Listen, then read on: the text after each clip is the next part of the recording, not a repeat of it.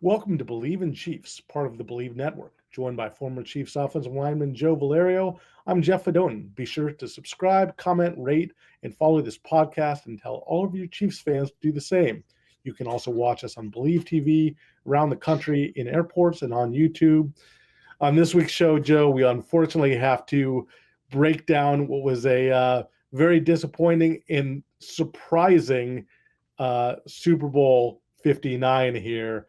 Um, so many things to break down about it, Joe. What for me, I was late Saturday night, I was on an Uber back from Bourbon Street. Yeah, I had just taken a stroll to kind of see what the scene was like in New Orleans, and it was nuts. So it was hard to get an Uber, and I ended up sharing it with this couple who were Chiefs fans, and their daughter had got them tickets. They were so excited. That for me is what's tough, is because I know it's heartbreaking for so many Chiefs fans. But listen, we've been to 5 of the last 6 Super Bowls, just unreal. And you pair Rashee Rice with Xavier Worthy next year. I mean, this team could be even better. Yeah, Jeff. I mean, look, we only can go forward, right? As any football coach will tell you, you got to kind of live by the 12 o'clock rule, right? And that was Coach Schottenheimer.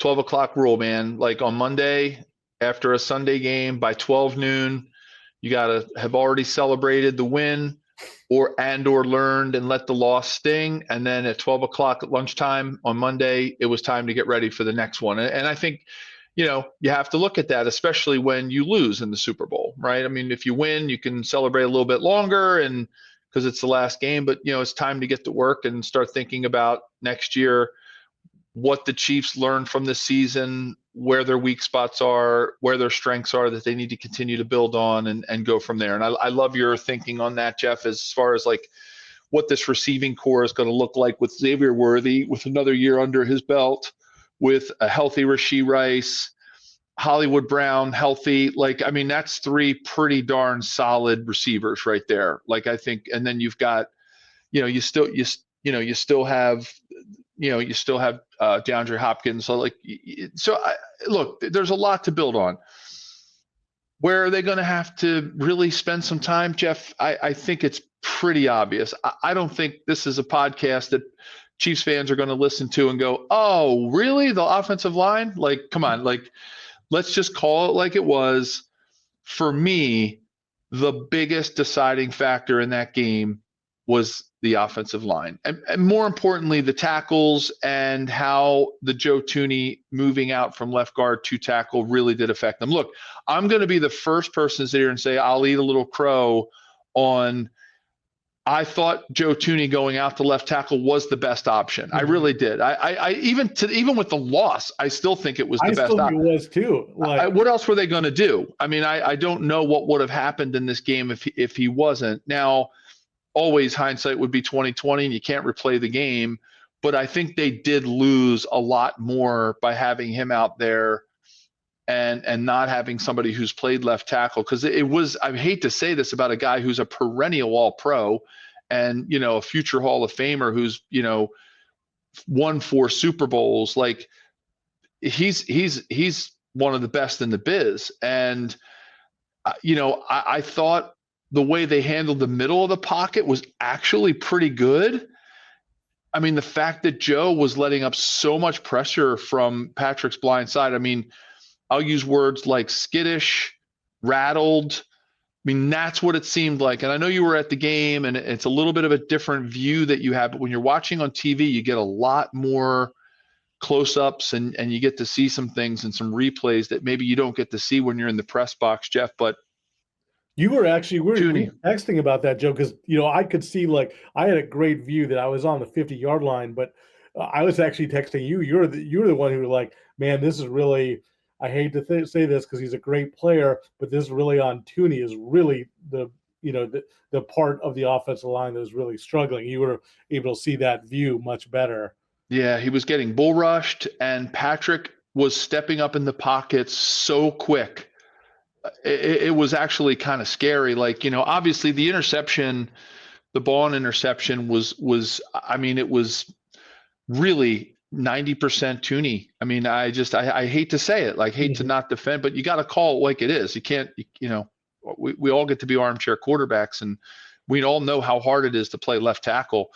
But I mean that, Patrick doesn't get hit on that. He makes a better throw because he was getting hit. His body was totally off kilter on that throw. And then they're trying to get him out of the pocket and change his launch point. So they roll him out, and then he throws the pick six. Like it just, well, that was before, but like reversing him. He was so skittish and so rattled back there, Jeff. You could see it in his eyes on television, which you can't see in a press box on the 50-yard line, right? Like even though from a game perspective, Yeah, you had probably the best seats of anybody who was either watching and or at the Super Bowl, but at the same time, you could see it on TV, the close-ups. Patrick was rattled. He was absolutely rattled. And I don't know what Andy and Matt Nagy were thinking about. Like they didn't run the ball at all. Like they just abandoned the run. And it was like, three rushes. This is what I wrote about after the game. I actually asked Andy Reid a question about this, which he didn't love. But it's after a game and stuff. But how the run pass game imbalanced, and I know they got it. Once you get behind 24-0, I know you kind of have to. I get it. Passing, but 3 rushes in the first half against a team that was the number 1 ranked pass defense and only 10th against the run. I thought Andy Reid might go down as the best coach in NFL history. I think he might end up with the most wins, but I did not think he coached particularly well. Also, I would have tried to screen. I don't really remember much screen action to try and they just kept dropping back to pass, kind of the same old with the same results. Yeah, it was like that's the definition of insanity, right? Right. When you do something over and over again and get the same result. I mean, it was bizarro world that they didn't at least try something, some high percentage tunnel screen, a bubble screen, make it like a running play, see if Kareem Hunt can run somebody over, see if Isaiah can run somebody over, throw something to Worthy, do the tight end screens that Travis loves to run, like do something to take the pressure off of Patrick and what was happening on the O-line. It was bizarro world, Jeff. And I'm going to say this before I forget. If you took one stat line and you said you get to read one stat line and bet the house, right? And I'm going to isolate and do it in isolation and say Saquon Barkley, 25 carries, 57 yards, Jeff. 57, 2.3 rushes, average yards per rush, with his longest being 10. He was 10 times that. He was getting 70, 60-yard runs and, big, giant chunk plays. The first play of the NFC Championship game, we were talking about this off air, he got more than that against the Commanders there. On the first play. Yeah. Like if you came back from the future and you said, Joe, I'm going to give you one stat line and you get to bet the house, and you said that the Chiefs held Saquon Barkley to 25 carries and 57 yards, I would have put the entire house on the Chiefs. Because I thought, to me, that was the key to the game. Not that I didn't think Jalen Hurts is a heck of a quarterback. We all saw what he did in the Super Bowl 2 years ago. We all saw that. We know that he can play. We've seen that, and we saw that if you watched this game at all. But at the same time, I just thought that Spagnuolo would have an answer. And I think, Jeff, and I'm not going to say they played like an awesome game, but I don't think the Chiefs played that bad of a game. Like it wasn't like Jalen had like the game of his life. Yeah, I agree. I don't think – I agree. I think that 100%, Jalen Hurts made one horrible throw like that you thought could have – if it was a closer game, could have cost them. I agree that they weren't their defense was pretty spectacular, but their offense can play much better. They were good. They were solid. They were the Chiefs, right? All year. You defense wins championships, offense wins games, and the Eagles lived that out. Now, granted, 40 points, I get it, but there was a lot of short fields, right? There was a lot of turnovers that happened early down. They had the pick six, like that was. That was a huge defensive game for them. And if you looked at Jalen's stat line and you said, all right, yeah, I know his rating was high, but like, two TDs and an interception, I'd be like, like I don't know. Like I'd say 17 for 22. Now he was very efficient. 221 yards. I'd be thinking, all right, well, yeah, it could go either way, but that's not like a 350-yard passing game. He did throw the pick, and like I would have looked at that stat line and thought, all right, the Chiefs had a pretty good game plan for this team. It was the defense that really just, really put it to the Chiefs offense, the Eagles defense, I should say, that put it to the Chiefs offense. I mean, they just made mincemeat out of it. And Jeff, and I know this is another Captain Obvious statement that everybody has heard, and I'm not saying anything super insightful, but to be able to do it rushing 4 on every single play, like, oh my goodness gracious, it's no wonder Patrick was struggling, right? If you can get after the quarterback and drop in 7, wow, it's going to be open. Wow.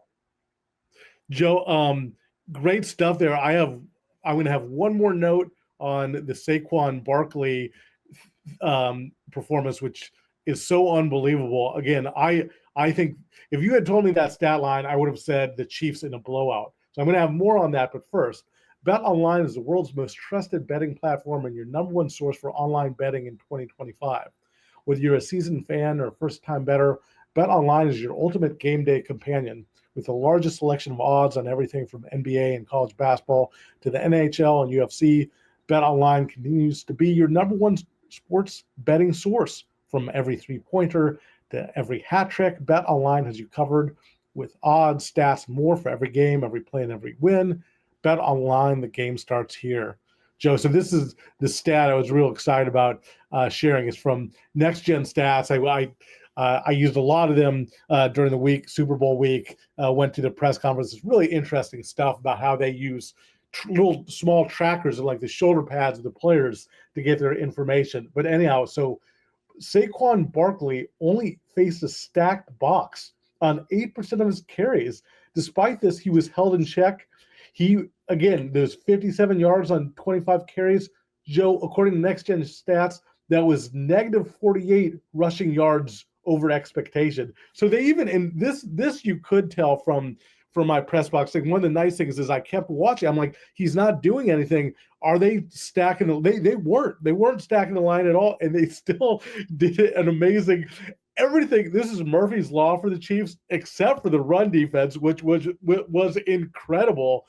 And Joe, I still can't get my mind wrapped around this, that they could contain who I thought was the MVP in the league. Same. They could so contain him and still get blown out. It boggles my mind.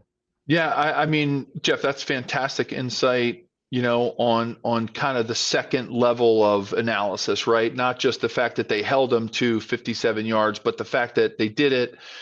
They did to Saquon Barkley what the Eagles did to Patrick Mahomes and that offensive line. Yeah. They did it with just base defense, right? The Eagles rushed 4, dropped 7. The Chiefs just had there's 7 guys in the box. Now, I'm going to give a lot of credit to Justin Reed, because I think we talked about this and we said, well, number one, we said it was going to be the play of the linebackers. And I was watching that adamantly during the game. I was watching the double teams and seeing if the Chiefs defensive linemen could fight through the double teams of a massive offensive line. I mean, they showed a graphic during the game. I know you probably didn't see a lot unless you went back and watched it, Jeff. They showed a massive graphic about the Chiefs or the Eagles offensive line, their average height and weight versus the first Super Bowl Packers height and weight. It's like 100 pounds heavier. It's like 6'6", like 348 or something. Was insane, Jeff, numbers, right? And the Chiefs defensive line did everything they needed to do against the run, and then linebackers did exactly like we talked about. We said the Chiefs defense needed to win the ball between the 4 yards off the ball and between 12, and they did exactly that in the run game.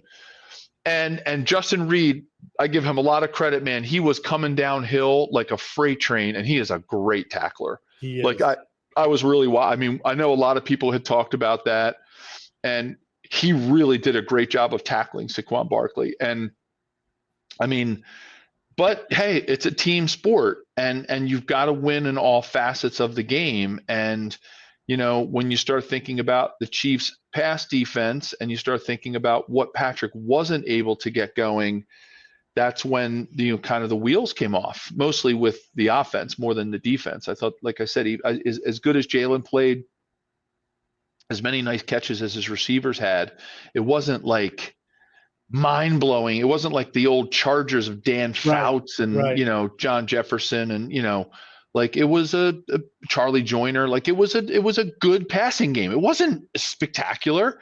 Yeah, They just chipped away.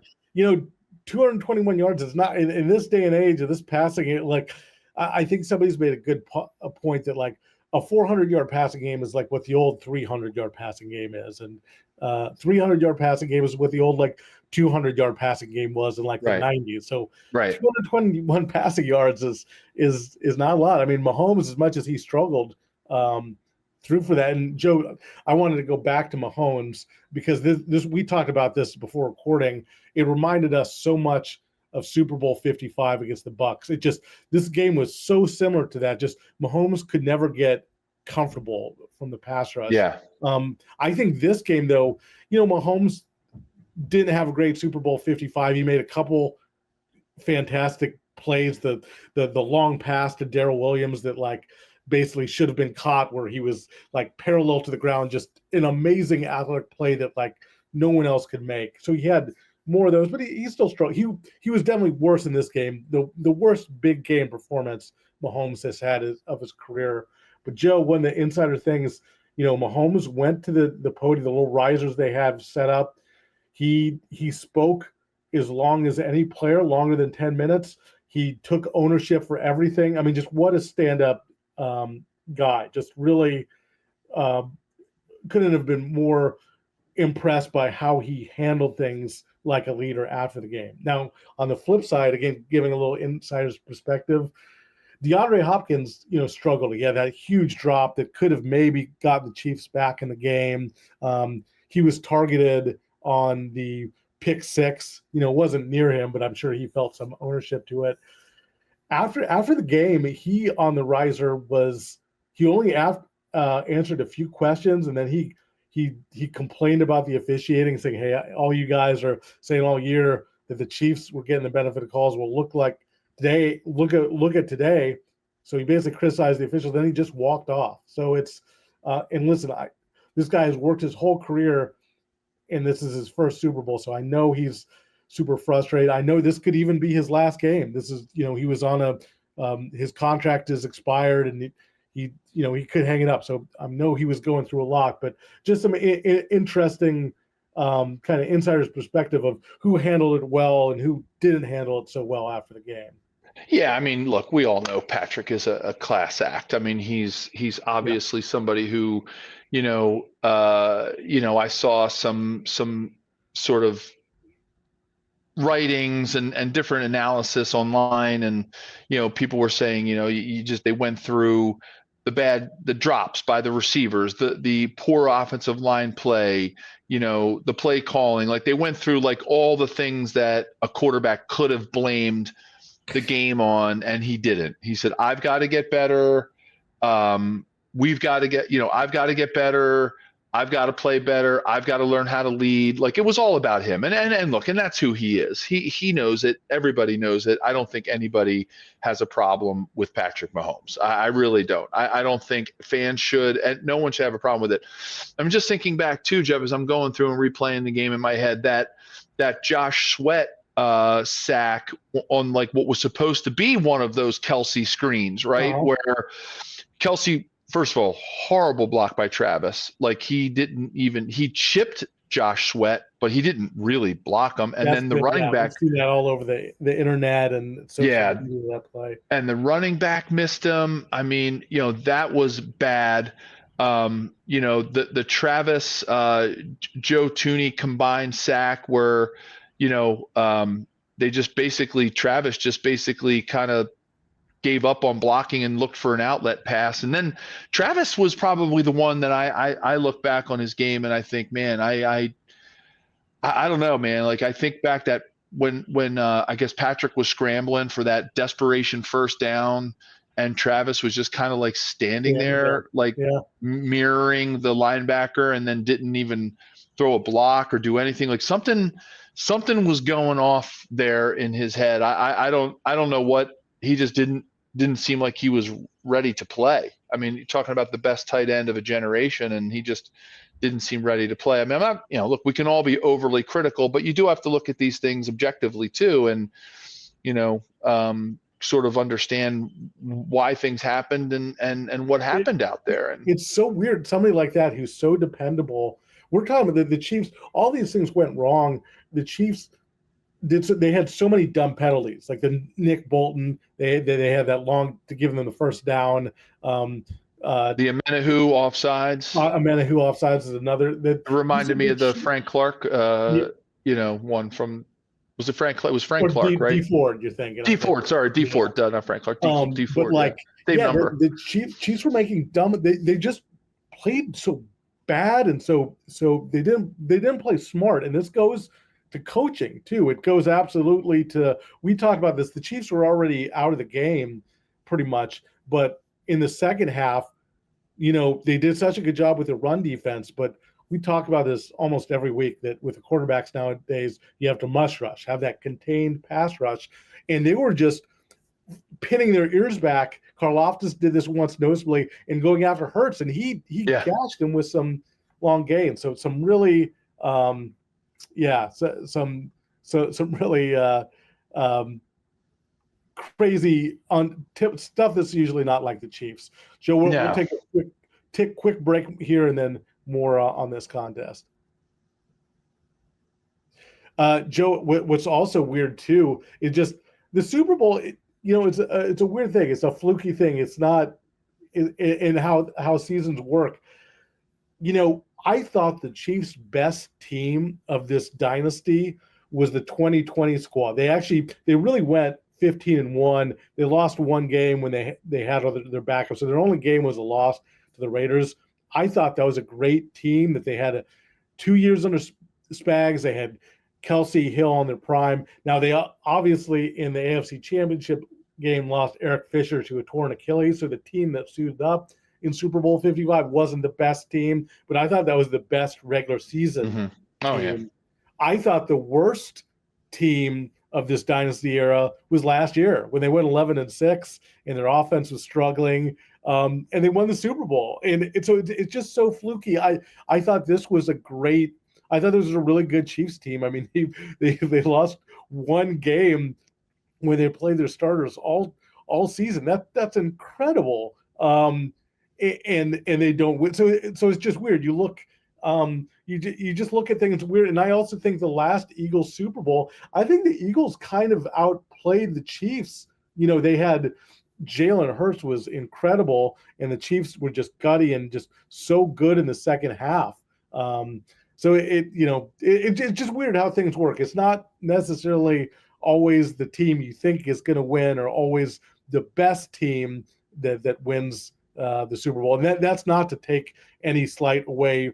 That's not supposed to be a dig on the Eagles, who clearly showed that they were the better team. It's just funny how things work when you're like kind of looking at the dynasty and comparing years of the Chiefs. That it seemed to me like this was a year I thought they had it, and last year was a year I didn't think they had it. So yeah, well, Jeff, I mean, at the end of the day, I know my big analysis going into this game, because I wanted to get away from the former offensive line. The game is always one up front, right? Like sometimes it just gets boring saying that all the time, right? The game's one up front. The game's one up front. But man, this game was one up front. And as much as I wanted to talk about the linebacking core and winning from 4 yards to 12 yards on defense for the Chiefs and stopping Barkley, like the game was one up front. I mean, even when you look back at, so Barkley, they had the right game plan for Saquon Barkley. The Chiefs D-line did a great job of absorbing double teams, and the linebacking core did a great job of coming over and scraping over top of blocks. Yeah, I mean, but the Eagles offensive line really did a great job of protection. I think Jalen felt very comfortable back there. They knew that if they needed to, they could at least try to run the ball. I mean, they were at least trying to run the ball. I mean, he had 25 carries. So, the Chiefs had 3 in the first half, right? 3 carries in the whole 3 first carries. half. Just So, nuts. like, at least the Eagles were attempting to pull the Chiefs defensive backfield up into the 7, into the box, right? They were trying to, we talk about that accordion all the time, right? You try to create an accordion out of the defense, right? You try to pull them in, push them out, pull them in, push them out, tire them out by making them expand and contract and expand and contract. And that's what great offensive coordinators do. The Chiefs did nothing but expand the Eagles defense the entire game. Expand, expand, expand. They never tried to contract them. They never tried to pull them in with a draw, a Patrick Mahomes quarterback draw, like you said, the tunnel screen, a bubble screen. Like, they never did anything to go commit to the run game, even though they were behind a little bit. I mean, it was still only 7-0 at the end of the first quarter, Jeff. It wasn't like they couldn't come back from something like that if they tried to establish the running game. Like, I think to me, that was there's a lot of fatal flaws in this game. It was the play of the offensive line in passing situations and the Chiefs' inability to stick with the running game. It made me think a little bit about the AFC divisional game in 95 when we lost to, the underdog Colts at home, 10-6, 10-7, whatever that, I know we missed 3 field goals. That didn't help. But like, Marcus, I think, had averaged in the first half, I think he averaged 10 yards. He had 10 carries for 50 yards. He was averaging 5 yards a carry. Jeff, when you're averaging 5 yards a carry, that means that translates generally to 3rd and 2. Because you can't always be like, oh yeah, well, 5 yards a carry would be a first down on every 2 downs, like 5 yards. It doesn't work that way, right? Because sometimes you get 6 yards, sometimes you get 3. He was averaging 5 yards a carry. He had 50 yards. We completely abandoned the run in the second half. And we're all looking at each other like, we gotta run the ball. This is Steve Bono's first playoff game as a starter. It's 8 degrees. It's freezing. And we're trying to throw the ball and air it out. I was like, whoa, whoa, whoa. Everybody's like, whoa, whoa, what happened? And, we ended up losing the game 10-6 or 10-7. I can't believe I can't remember the actual score. But, like that's the stuff that happens in coaches' heads. Like, it's just so weird that it comes down to that. And that was a sort of an example of that in this game. The game went so fast. Like, next thing you know, it was halftime. And you're like, whoa, what just happened? And it was all because the Chiefs never established anything to contract and expand the defense of the Eagles. No, that's such a great point and such a great parallel here. Joe, just one real quick thing. We got to mention that Underdog Fantasy offers a unique approach to fantasy sports. With its simple pick'em style format, you can select players you believe will outperform expectations without the complexities of traditional DFS. The user-friendly interface and growing community make it easy and fun to play. And Joe, too, that I want to encourage fans out there to go to, if you use Believe in Chiefs, you can get a huge promo code. That's one word, Believe in Chiefs, for that promo code right there. Joe, it's funny. We were talking how you look, the Eagles were the more complete team. We knew that going in, but it's funny. I thought, I looked at what the Chiefs did last year with the Niners. The Niners were the more complete team. You look at that roster up and down, they had so many weapons, Kittle, Debo, Ayuk, McCaffrey, they have Trent Williams, they have Fred Warner. So that's why I was so confident that the Chiefs, with Mahomes and Reed and Spags, I thought that was a winning recipe. It's kind of funny that just how it worked. Yeah, I mean, look, Jeff. I mean, unless our listeners are completely exhausted from analyzing this game, which I'm sure a lot of them are, you and I were talking about this pre-recording. Like, if you went through the starters and maybe did it by position group, because that'd be a lot to do it by starter. But like, if you did it by position group and you gave a grade, a letter grade, a school, high school letter grade to every position, A+, B-, C, whatever, you would add up all those scores. And if you assigned a point value to all of those, if you said, Patrick Mahomes is an A plus. Jalen Hurts is an A minus, right? Like comparatively, he's a great quarterback. But so you start adding up those grade points, right? 4.2 for an A plus, and 3.6 or 7 for an A minus, right? And you add them up, and you add all those scores up, and you go position by position. You say, all right, wide receiver, Eagles, A, Chiefs, B plus, right? And then you go Chiefs offensive line with the injuries. Maybe you give them an A minus, but you got to give an A plus to the Eagles offensive line. They're stout. I mean, they are, and no pun intended to their offensive line coach, Jeff Stoutland, but like they're stout. And then, if you did that position by position, running back, you got to give Saquon Barkley an A plus. Come on, he should have been the MVP. And then you give the Chiefs like a B, right? And you add those all up and you make a big formula. No, even the most homer of Chiefs fans, everybody loves the Chiefs. I get it.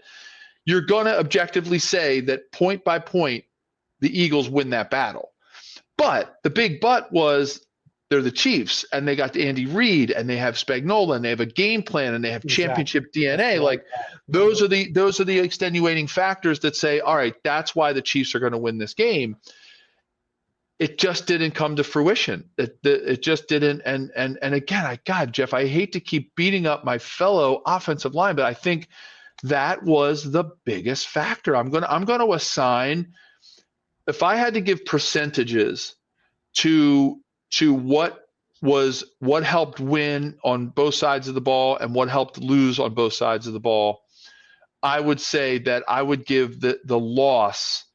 I would attribute about 60 to 70% of the Chiefs' loss to what happened up front. Mm-hmm.